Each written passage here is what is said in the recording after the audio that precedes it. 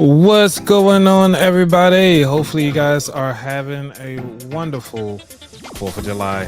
So, today on the About That Wallet podcast show, we will be talking about how you can actually beat inflation and watch your savings grow in the year 2024. Because we have a lot going on today. But first, let's go on and get to it because I do not want to hold you up any further than you need to know, because you gotta get this show going. You know what I'm saying? We gotta get paid. We gotta get this money. You know what I'm saying? But it is what it is. Let's get it going.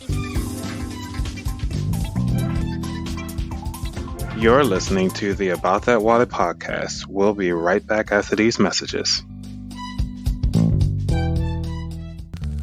Even the best and the brightest this world has to offer have coaches and mentors. Build strong money-making behaviors by applying financial concepts and strategies with Anthony Weaver on the About That Wallet Show. It's time to get off the bench and get in the game. Now, here's your host, Anthony Weaver. So, my name is Anthony Weaver, and we are back on the About That Wallet podcast show, where we help you build strong financial habits so that you can feel confident when you're talking about money, spending money, and even saving money. So we are all about that money. But before we get to it, I love to actually give a shout out to everybody. First off, I want to say thank you for being here, listening to the show, whether or not you're listening to it on YouTube, X, Facebook, or even if you're driving. I mean, thank you guys for so much for downloading this episode. And I also want to celebrate as well that I've been doing this show for about 4 years now. And what I'll be going forward with this show is that I'm going to start getting rid of all those seasons and stuff like that y'all see in the beginning. And I'm going to go ahead on and just start doing straight episodes because, for one, I mean, I just like to roll with it. Let's keep it rolling. Let's keep it moving. And I just want to share the episodes as they are instead of doing the different segments and the different seasons, because I'm not taking a break. And your money doesn't take a break. Your wallet doesn't take a break. Your wallet is always there and ready for when you are. And I want to make sure that the content is always there and ready for when you're needing this content, or even if you need to share this with somebody else. So let's go ahead on. And I like to start off with some things in the news. I think I got a little segment here. So in the news, breaking news with me, you guys gotta share that out. So what's happening today? We have quite a bit of things that's going on. Inflation is through the roof, okay? We have so much that's happening that we need to start figuring out what can we do to be better with our finances. And this is a time where we need to start focusing on the offense. We've been playing defense, but now we got to be strategic on trying to play in defense and offense at the same time. It's almost like a soccer match where you got to block the person from taking the ball away from you, but you also want to shoot the goal and actually move the ball forward, down. Pretty much, you got to move it down the field. And one of the ways you can do that, let me just go ahead on and knock this out, because one of the things that is happening in the news, and I think I want to share this with you, and this is coming from Yahoo Finance. Let me go ahead on and get that video for you all, because a lot has been going on in Yahoo Finance that I think is interesting. But really, what I'm going to talk about this because some of you guys are watching this, listening to this via audio only. And what I have here on my screen is called 8 Things the Middle Class Should Consider Downsizing to Save on Monthly Expenses. Now, you're like, Anthony, what are we talking about? I thought we were talking about how to beat, how are we supposed to beat inflation? And you're talking about downsizing. Like, this is the opposite of what we were just supposed to be talking about. However, when it comes to downsizing, we want to start looking into how are we really maximizing our full potential. Because, one of the strategic things about downsizing is that you're actually building these simple strategies. This is going to be a simple one that's going to be hard for you to do, but it's going to be a winner at the end of the day. So let's see what they have to say here on Yahoo, and let's get to it. Idyllic picture. Let's see. The American middle class is an idyllic picture of a family living in the suburbs, adults that work hard but make time to barbecue on the weekends and have at least one vacation a year. But in recent years, economists are seeing signs that this once dominant class of people are losing ground. So, what does it look like to be middle class across America? Our very own Rochelle Akupo is here with some of the data. Rochelle, what have you found? I mean, we know that we're going to hear a lot about the middle class, especially as we head into the political season. But there are good reasons why the middle class don't feel as if they're doing well financially, despite what the GDP or inflation data is saying. And there are three things to consider: your location, your household incomes, and previous generations.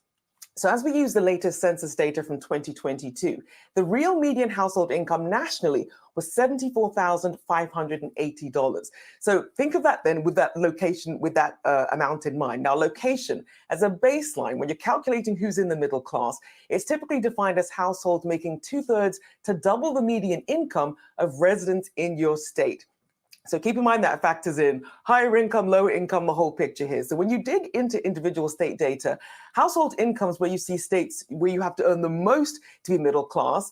Well, if you live in New Jersey, Maryland, or New Hampshire, you're up here. New Jersey, looking at the low range of being considered middle class, $64,231 to the high range of $192,000, $192,692. Maryland, similarly, 63,000 at the lower range, almost 190,000 at the higher range as well. And then looking at New Hampshire, looking at 59,995 to about 179,984. So if you think the six figures aren't stretching as far as they used to, it does depend on where you are. Now, the states where you're actually the closest to that national median household income, well, that's looking at Utah, Alaska, and Idaho.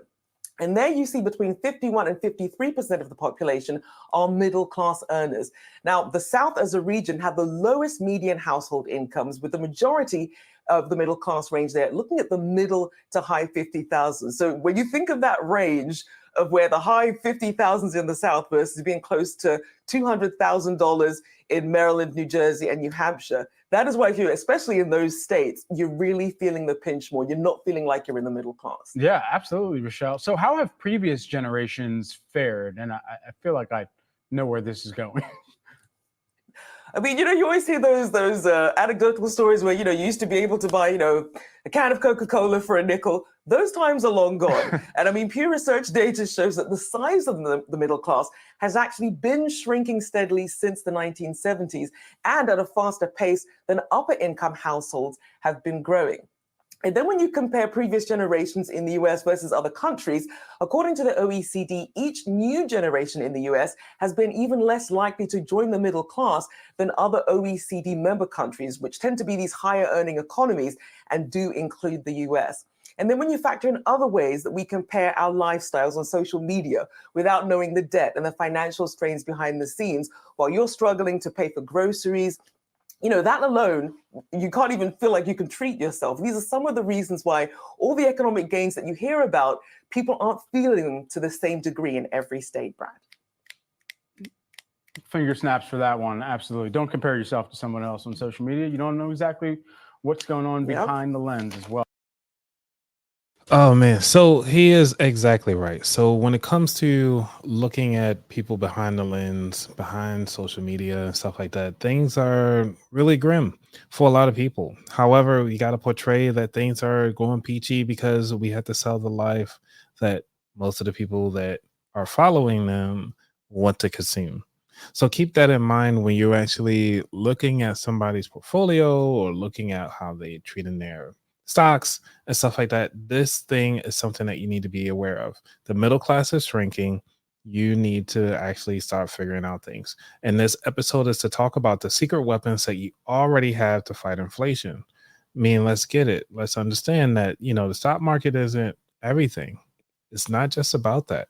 Then you got to start thinking about the simple strategies to help you make money, work harder for you. And then also, I'm going to leave you off with some actionable tips to help protect your savings and watch them grow.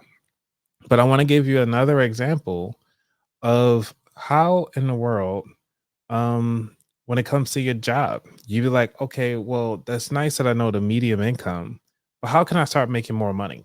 How can I start moving myself up to that next level to start making more money so that I'm not feeling the pinch as hard as I can?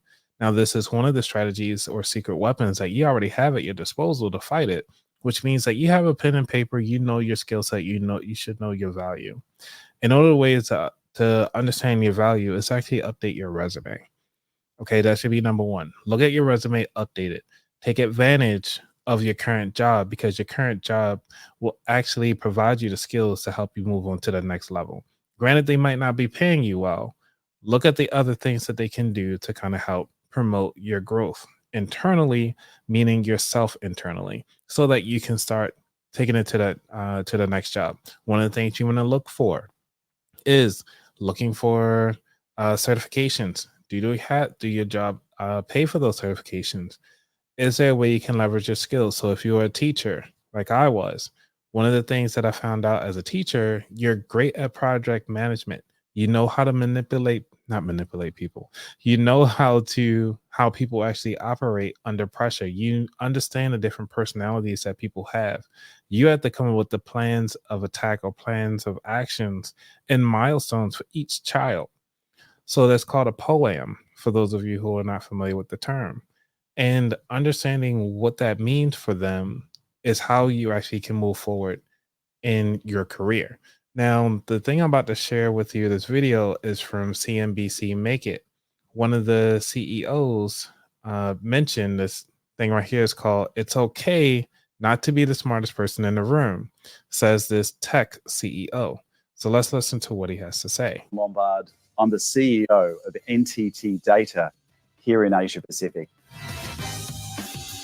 And here are my biggest lessons.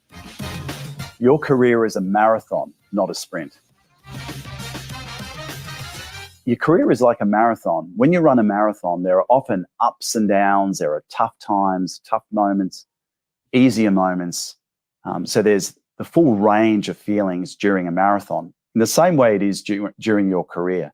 So it's really important to make sure that you look after yourself, that you can have your career and manage your career over the long term. So what do? I look after my physical health. I make sure I look after my mental health, and I try and keep that balance in my life. So just taking time out to make sure that you've got time in your calendar to exercise, having time out to look after, to spend time with family and friends, and really enjoy life and to smell the roses. So very important to think of your career like running a marathon. You don't have to be the smartest person in the room. So remember, when you're building a team, to surround yourself by really smart people. Always employ people that actually you think are smarter than you are. Some of the best decisions that organizations have ever made have come from people challenging the status quo within the company. People who haven't just accepted what everybody else says is the way we've always done things. And it's those smart people that will often do that. So really important to always surround yourself with really smart people. Diversity drives profitability. So it's really important to build teams that come from a variety of different backgrounds. You want to avoid groupthink as much as possible. It's been proven time and time again that having people with different backgrounds, experiences, cultures, genders drives profitability because people think differently and it creates really good outcomes and decision making. So that's why I always say diversity drives profitability. Get comfortable being uncomfortable. So many years ago, as a young consultant, I had the opportunity to work in the Asia Pacific region, and I had to move out of Australia to do that. So at the time, it was in the late 90s, and Asia was going through the Asian financial crisis, as it was called at the time. And I had an opportunity to go and work on a project in another country. And it really put me in a position where I was very uncomfortable. I didn't speak the language. I had to learn a new culture. It was in an industry that I was unfamiliar with. So it really was a big risk, and it really was something that put me in a difficult position. But it was a great experience. So that opportunity to be uncomfortable was incredibly important. So get comfortable being uncomfortable. I want to pause that and share my take on that, because one of the things is that in order for you to grow, you need to be uncomfortable. Think about a seed. When it's trying to push through the dirt, it has to find its rooting first. It has to get its roots out there before it even push through the surface. Majority of the time is having that ability to understand, hey, what is going on in your life? You need to be uncomfortable in order to find your place and where it needs to be and actually grow within that. I always find myself as either the first black, or just usually the only black person in the room majority of the time. But I'm okay with it because I've already gotten comfortable being uncomfortable. I've gotten comfortable being the only person there. It's lonely sometimes. And it's also lonely when you're the only person that likes to talk about finances in your circle. So, for those of you who know, Lisa and Prez, and thank you guys for coming through. And for those of you who are watching on X and so forth who haven't chimed in yet, one of the things that you guys know, I just want to say thank you again. But being uncomfortable learning about finances and being uncomfortable being yourself truly is one of those things that the reason why people hire you in the first place. So these are the things that you want to start looking into. Let's go on and continue on this segment. It's like a minute left with this guy. Always prepare. So make sure you prepare in any situation. You should never go into a client meeting unprepared, or into an employee presentation or a town hall meeting without proper preparation. The greatest sign of respect you can give anyone or any organization, or even a YouTube channel, because it be sometimes I do not be prepared, and it's hurtful for me. But also, I look at it as this is my duty to you all. Is to be prepared, and there's a 5 P's. It's called proper preparedness prevents poor planning, and that's the mean poor presentation. There we go, and that's the way how you're supposed to look at it. If you guys want me to say it again, that's fine. Or you could just pause it and rewind. But these are the things that what he's talking about is for any job, anything that you're putting your name on it, you want to make sure you're fully prepared. And even prepared regarding the feedback that you get, because a lot of people are horrible at receiving feedback. When I mean that they're horrible, meaning, hey, you go out put out a question like, hey, how does this look? How does this project look? How did my work do today? And they was like, oh, this you're this is the best you got. It looks crappy. The person that could be giving you that feedback could be a supervisor, a leader, or something like that, or someone that you actually have to report to, giving you that horrible feedback. These are the things that you need to start being prepared for. And how do you prepare for that is by expecting the worst. And if it's not the worst that it could be, hey, it's another day. But also take yourself out of out of that role that's not attacked directly to you. It is more so talking about the work itself. Saying like, hey, if the toast is bread, like the toast is burnt, then you got to say the toast is burnt. You can't say, oh, you did a good job. No, it's burnt toast. Like, I'm not going to eat that. Go back, try it again, get another piece of toast. Like, I'm using toast as an example, but not to say that it's you. It's just saying that your end result and what you're presenting is not the best that you can do. So you want to start thinking about that too. Prepare yourself for the feedback that you're receiving. And this will have a huge impact on how you actually approach life in general. And it has helped me out tremendously when I'm getting my feedback on the work that I've done for the quarter and saying like, oh, Anthony, you did a good job here, but you need some work here. I did a horrible job presenting to the leadership this week. So we're going to have you take a step back, take this class right quick and go on. It's nothing. I take it as no offense. I say like, hey, you know what? I really did drop the ball on this one. I wasn't prepared. I should have went to do this, or I could have did some other things differently, but I did with what I could at the time that I had. And you can come with all the excuses that you want. Majority of the time it's like, hey, how can we get better? And that's ultimately what you want to look at. Is the reason why you ask the questions in the first place is how do you get better? So let's continue on. is to show that you are prepared. understand about their industry, understand some of the challenges that they're facing. Make sure that you're aware of what's going on and the context of any discussion that you're going to have. So always prepare. All right. So that is the third video that I wanted to share today. But also, you know what I'm saying? So we talked about being prepared. We talked about how the middle class is shrinking because of inflation. We talked about how to make sure that your money is doing what it's supposed to do, and actually how you're able to actually make some more money.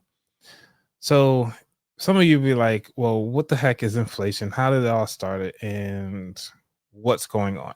So I did a little bit of research. I'm gonna say very little research. And again, this is called a preparedness for this particular topic, but I just wanted to share this with you all so that you all know as well. So inflation has been a consistent companion throughout history, whether money has been used. It's not something a single person or entity started. So I got a little bit of breakdown from ancient times, you know what I'm saying? So back in the day, you know what I'm saying, you had your rubies, your rocks, whatever. And they used to the barter system. So like, hey, so if you live near the river, you got some fresh fish. I'm like, cool, you know what I'm saying? Can I get like a dozen fish? And I'm over inland and I probably got like some strawberries or something. I was like, all right, look, I got 2 bushels of strawberries. Can I get like 2 dozen of fish? Whatever. That's how we're going to change and exchange funds and so forth. But then imagine if I had a bad harvest that time frame and the strawberries, it's not strawberry season. And I'm like, hey, I know you really like these strawberries, but in order for you to get some of these strawberries, I know your fish is coming up. Like, the price has gone up now. I need like a baker's a baker's dozen, which is like 13 fish now, in order for you to get the same bushels of strawberries, or I might need 2 dozen. This is just inflation because it's out of season. The other thing is talk about like let's think about like the rise of money. So people was like, all right, cool, I got the dollar bill now. I ain't gotta give you my harvest anymore.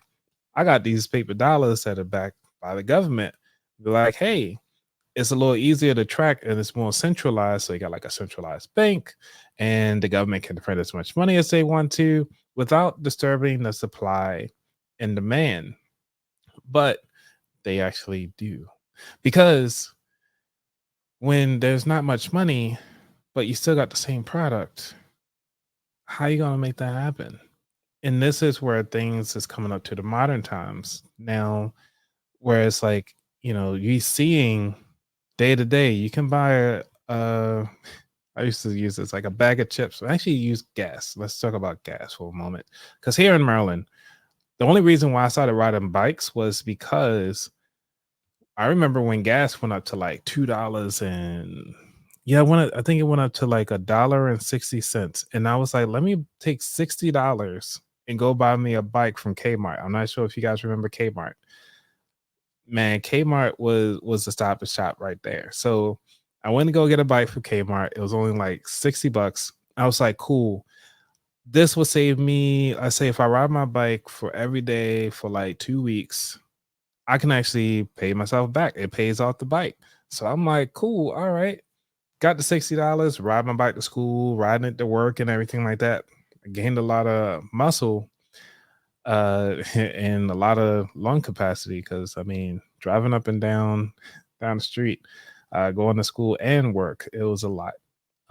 But I just gave in. I was like, you know what, now whatever. So now the price of gas is like $4 and some change, and I think a price per barrel is about, if I'm, please correct me if I'm wrong, I think it's about like $95. It's getting close to 100 again, but it's just crazy.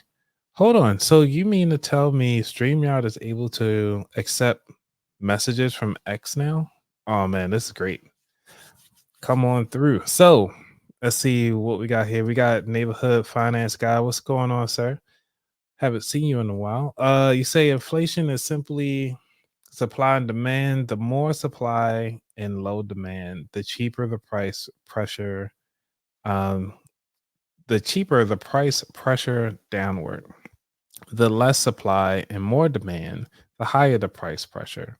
That's a good way. Thanks for simplifying it. A little easier than the way how I'm explaining it. But yes, we're going to talk about that a little bit more. Because you have to understand that how this all works in order for you to actually defeat it. And the way how you to defeat it is that you need to become more in demand. So how are you able to be more in demand so you can actually make impact to your bottom dollar? And that is either creating a skill that's in more in demand. So when you start looking at those jobs that are being replaced by robots, for those of you who haven't heard, there's a lot of, I should say, hospitality jobs are being replaced by robots. When it comes to vacuuming the floors, they don't come to your hotel rooms to even change your sheets as often. They was like, "Hey, you're here." Instead of us sending somebody up to change the sheets, we'll do it like every 3 days. So if you're only there for like 3 days or so, they'll just change the sheets on the third day when you leave. You just keep the sheets as that you have on. The towels and everything like that, they can do those on their own. Even your room service is being changed because they have the robots coming down to your door to actually deliver your towels or deliver your food that you ordered. So these are the things that you need to start thinking about. It's like, how are you actually adding value to these other jobs that you have? And one of the skills right now is that you need to find something that's in demand. One of the jobs that I noticed that will never go out of demand, especially with a human touch, is the HVAC system, plumbing. You got logistics can be done without the human element, mostly because it's mostly computer based and like based on like accidents and all the data that we have in the US. These things can actually be changed. However, you still need somebody to design it, to control it. And remember, when it comes to these products, it's junk in, junk out. So you really need to make sure you know what you're talking about before you even start utilizing these tools. Okay, see what else we got here. It's a although already in decline, the US lost control of imports and exports due to the growing middle class global, i.e., China, India, and South America. Basically, the age of cheaper prices in the US is long gone. Now, that is interesting to say because these are claims. I mean, don't have anything right now on paper to kind of show that paper trail because it will be a whole nother investigation. So, sir, if we want to do a full show, we can actually do a full show, find all the paperwork, and let's do a full episode about researching how that that actually came about. How did the U.S. lose control of import? And that's what I want to keep my live shows to. Is actually do more of the how tos. How did things happen? How come things the way they are because of what we go through? And then you said, for example, again, I'm reading a comment here from the neighborhood finance guy. If you haven't followed him already, please do on X. He's on YouTube and on Instagram, and he's putting out a lot of content. And congrats on your $1 million. Uh, I think you have $1 million saved up from your investments now, and I was just say congrats to you for doing that. So let's see what else he got on here. So he says, for example, recently Chinese people started to like drinking coffee. Cost of coffee will go up since you're introducing at least 1 billion to global demand, which is interesting because that's one of the markets that they more than likely want to tap into. However, you got to think about where they're getting these coffee beans, what type of coffee beans are going on.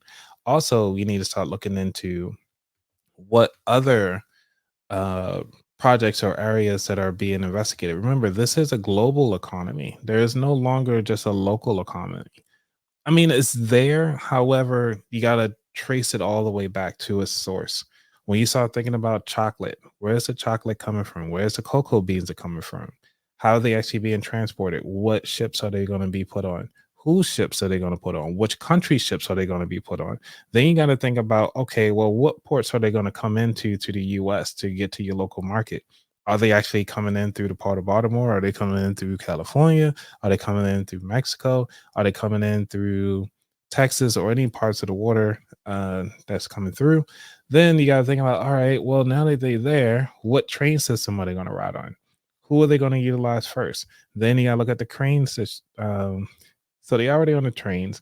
Then you got to look at the local distributors, as far as the trucks, and then from the trucks to the warehouses, and which warehouses distribution going to the local chocolate factories. Then from those factories to smaller institution companies, and how they're going to melt down the chocolate and then utilize that chocolate for like candy bars. Because Mars is located, if I'm not mistaken, in Pennsylvania. Then you have some other big chocolate companies, like obviously Hershey's in Pennsylvania. You can actually go to the Hershey amusement park and check that out. And luckily they live near a big dairy farm. I think it's called they have a dairy farm out there. I wanted to go to their ice cream place. Friendly's. I think it's Friendly's. Friendly's farm, I think, that they have. And because they next to a dairy farm, could you imagine that they looking for, okay, well, we got raw chocolate. Let's make it milk chocolate. They can actually partner with these other farmers who's making the milk. That's making the milk chocolate. Like when you go down that rabbit hole and look at the logistics from raw to refine to actually at your table, that you're able to like from what store you purchase it from to it actually being on your table. These are the things that I want you to start thinking about when you want to take your when you start doing your research, and the way how you can actually look at your current job. Look at it as a business. When it and goes back to, how are you actually looking at the value that you're adding to a business? Either you helping them make some money, or you helping them strategize to make more money, or you're saving them money in some form of fashion. Those are the three things that you have to be able to offer when you come into a table. So when you look at these interviews, you got to figure out, what value add are you going to give them?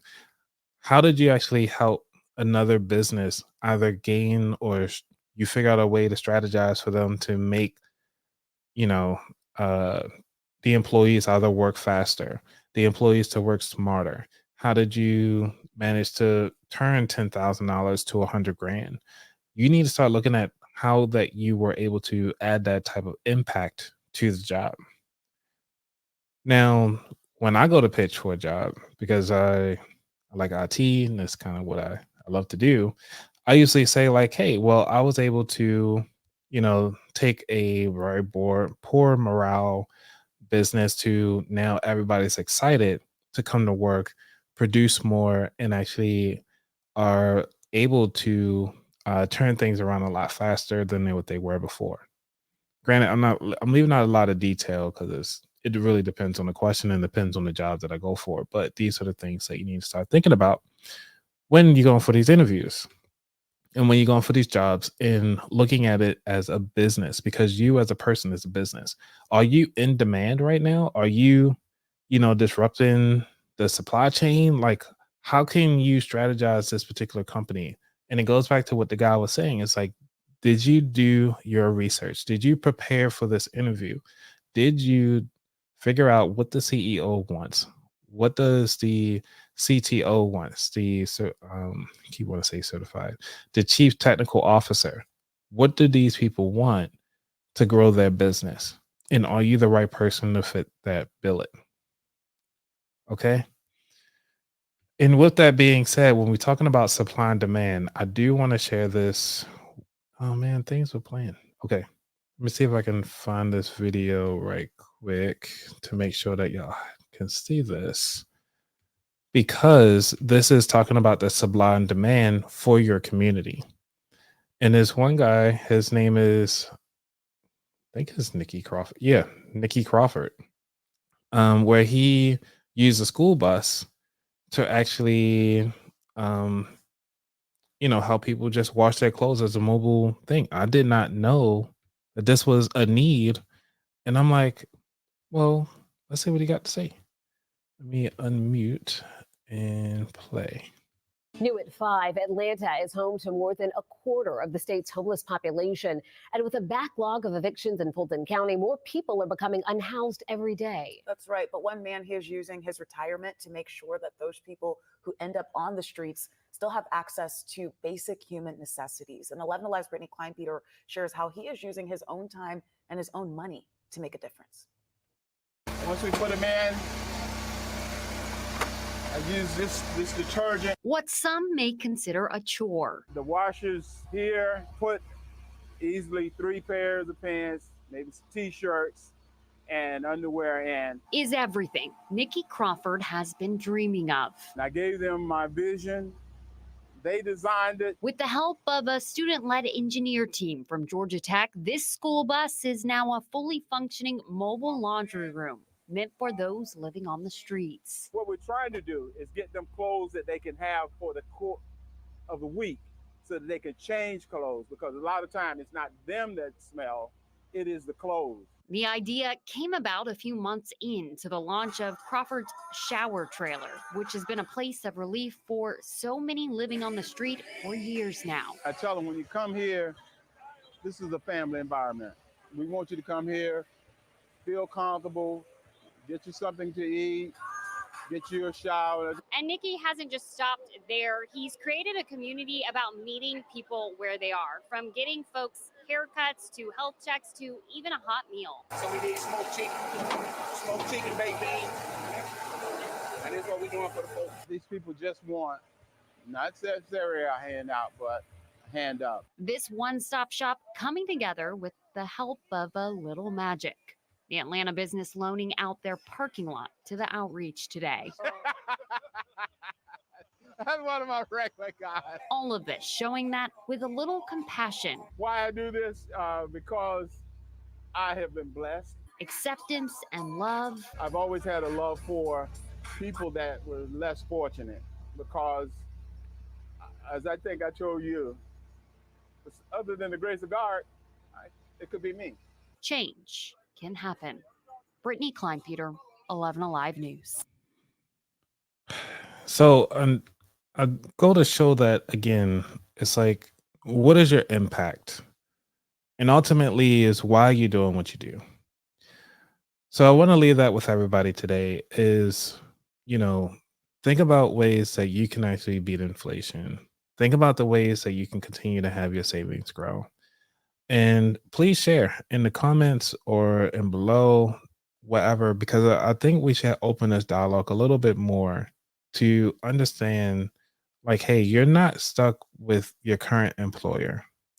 There's always going to be growth, but always there's going to be somebody out there against you, whether or not it's society or if it's the people that are your neighbors, your friends, your church friends. There's always going to be something against you, but you need to make sure that you're resilient, you're flexible, you know your worth, and that you're able to take things to the next level when you need to, because you are about that wallet. Now, keeping that in mind, we need to make sure there's a couple things that I want to talk about before we end this live, which is that you need to start looking into high yield savings accounts. That is a number one, another way to actually help beat inflation. And the way to do that is to just start one. You can start it with $5 and so forth. I think I could put a link to the one that I use. I do not want to sponsor anything like right now, because one of the things is that, I want you to choose based on what you like. And I do have a couple that I'll recommend, I'll say to check out. I will put those referral links in the show notes. Let's see what we got here. Lawrence, what you say here? Lawrence, you say beat inflation through investing. The quote, Scott Galloway. Oh yeah, Scott Galloway. You can excel in a capitalist economy without buying capital. That's one way of doing it. Okay, let's see. Lisa J. Stocks, thank you for stopping by. You say you're currently using Discover. I never checked out Discover for their high yield savings accounts. Let's matter of fact, since you guys got time, let's see high yield savings account. Let's see Discover. I'm gonna pull it up so everybody can see. And let's see where we at. All right, so we're gonna look at this, not Discovery Channel. Discover. There we go.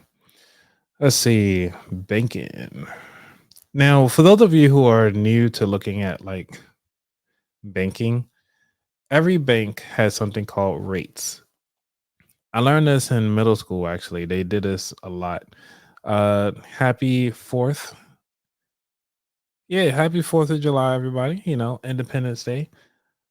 To those of you who are listening in the US and to all of us. So let's see. Let's check out their rates. I like checking out the rates. Let's see what they have. Rates. Will savings rates, best HELOC rates. I hate when they do this. Usually they just have a link that says rates. Like, why are they being so difficult? They got the online banking products. How much are their rates? This is irritating. Okay, here we go.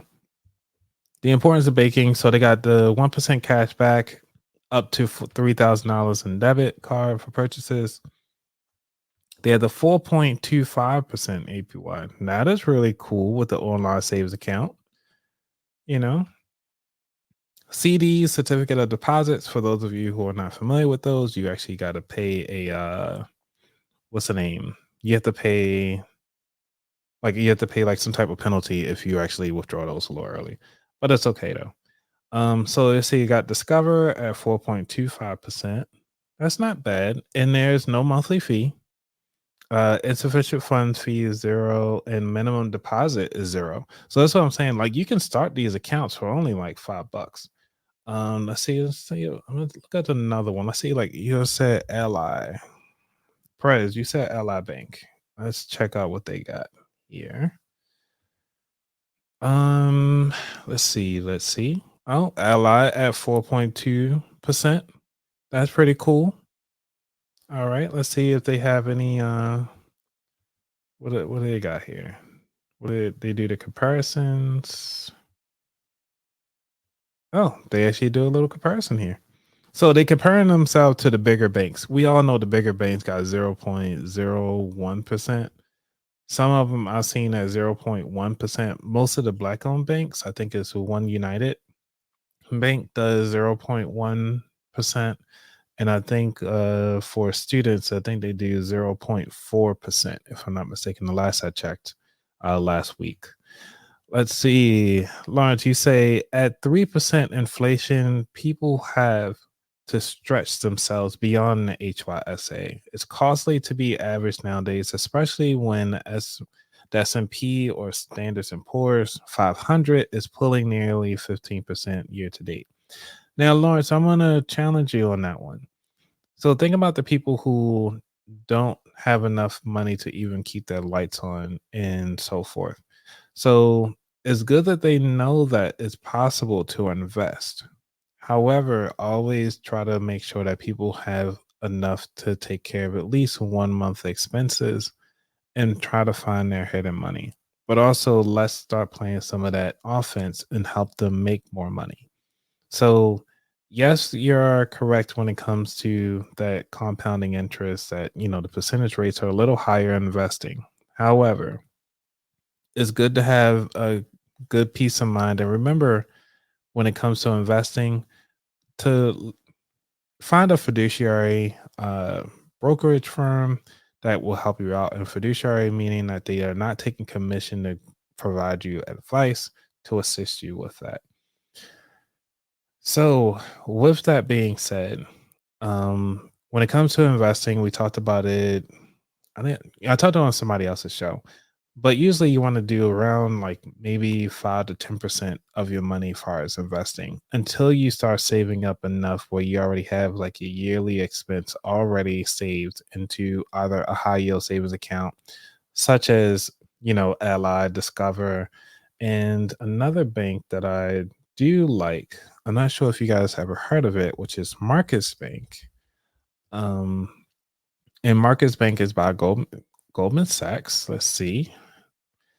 So Marcus Bank is at 4.4% APY. So this is another one. Again, they are outbeating so many people. And I just found out about another bank that is doing 5% right now. Let me see if I can get that up here for you guys to see, because I really want to make sure that you all have everything that's necessary at your disposal. And this one is called Wealthfront. I'm not sure if any of you all heard of Wealthfront. Let's see. So Wealthfront, share this one. So again, these things are so simple to get started. This one is actually doing that 5%, right? And then when you have your referral code, because most of these banks have referral codes, they will give you additional 5% on for each person that you invite to join these different accounts. So I myself, I personally have tried Marcus, and I'm thinking about switching over to Wealthfront just because of that 5%.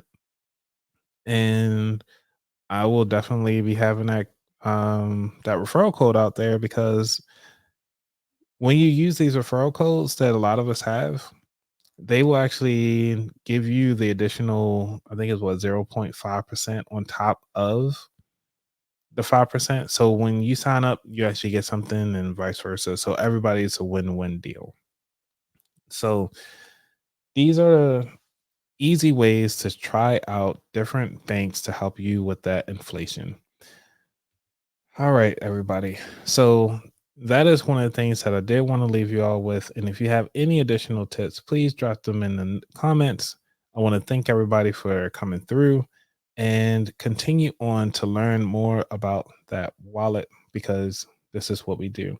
And if y'all have any topics that y'all want me to follow up on or go deeper dive in for 2024, please let me know. And I will do some research to be prepared for the oncoming one. All right, let's see what Lisa says here. I'm getting 4.4, getting 4.9 to 5.1% in my brokerage account. Fidelity, Webull, Moomoo. Hey, I love Moomoo. I actually met them in person at FinCon in 2022, and I was meeting with Keenan, Laurie, Mo, and Mo's wife. They were actually at the at FinCon, so I actually took a picture with them. They're actually pretty cool.